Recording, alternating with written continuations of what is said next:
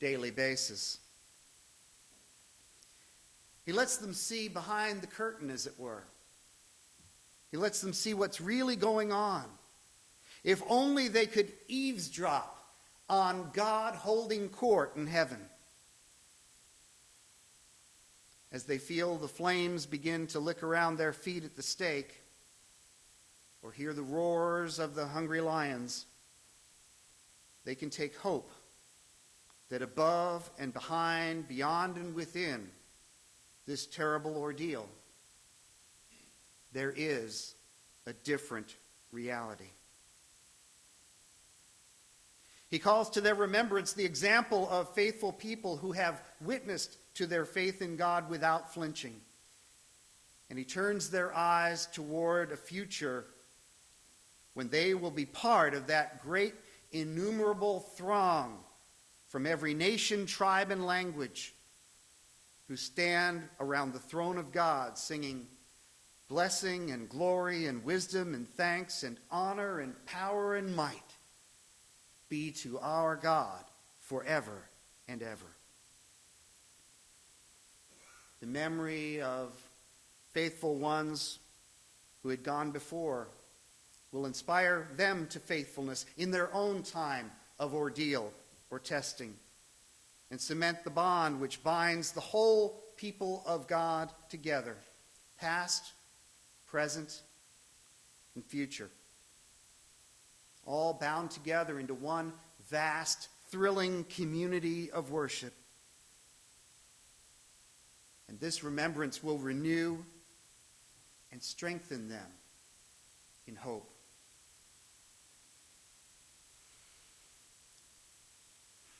I think Robertson Davies was right about our need to remember our dead, those who have gone before us.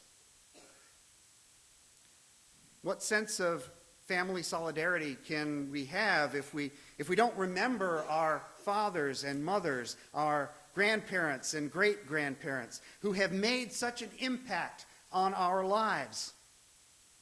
And if it's so important to our sense of identity to remember our biological families, how vital is it also that we remember our ancestors in faith? How can we hope to know how our faith relates to the present circumstances that we face if we know nothing of those who have gone before us? In this country, perhaps more than any other, we lack oftentimes a strong and vital historical memory. We tend to live in a present that is totally divorced from the past and with as little hope in the future. We don't remember, and so we can't understand who we are or where we're going or what we're becoming. And if this penchant for loss of memory creeps over into our church and our religious life as well, then we ignore or actually devalue what generations of Christians have learned about God before us. We don't know or realize that we stand upon the shoulders of giants. And if we can see any glimpse of God at all, it's only because there have been faithful witnesses who have helped us to perceive, and who are now part of that great throng singing praises to the Lamb who is at the center of the throne of God. These giants of faith upon whose shoulders we stand are not necessarily those whom the world would acknowledge as giants. A few are Paul, whose grasp of the mind of Christ has seemingly never been equaled. Augustine, Thomas Aquinas, Teresa of Avila, Lady Julian of Norwich, Martin Luther, John Wesley, Martin Luther King Jr., and Troy Perry. These and a relatively few others have attracted notice beyond their immediate circumstances and helped to shape the faith of thousands, even millions. But most of the giants of faith, have been people who, for the most part, were unheralded and unknown, except to those whose lives they personally touched and to whom they gave hope. They are those quiet saints who have visibly manifested the qualities Jesus pronounced in the blessings, in the Beatitudes: poverty of spirit, humility, purity of heart, mercy, hunger for justice, and peacemakers. Today is a day for remembering the faithful witnesses in our own spiritual family tree.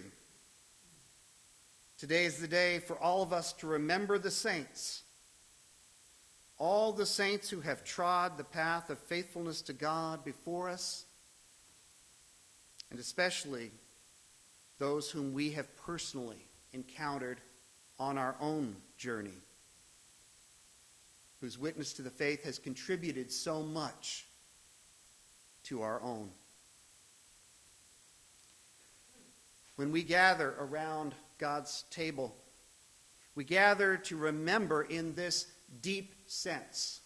We engage in what theologians call anamnesis, which is just a fancy way of saying to remember and make present.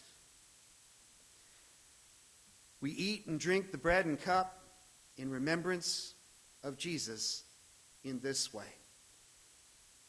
And by remembering, we recall his life into our own to help us know who we are and what the meaning of our journey is. And we learn, as difficult as it can sometimes be, to trust him to lead us into the future.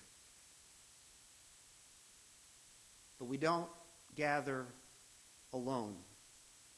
We gather as part of a communion of saints. And those words that we say at the beginning of the Great Thanksgiving as we gather around God's table ring in our hearts with new meaning. And so with saints and sages and all the company of heaven, we praise your name and join in their unending hymn. That's who we're in fellowship with this morning. All the saints in earth and heaven, who by their faithful witness to Jesus have offered us the priceless gift of hope. And that's why it's good to be a saint. God bless you this morning.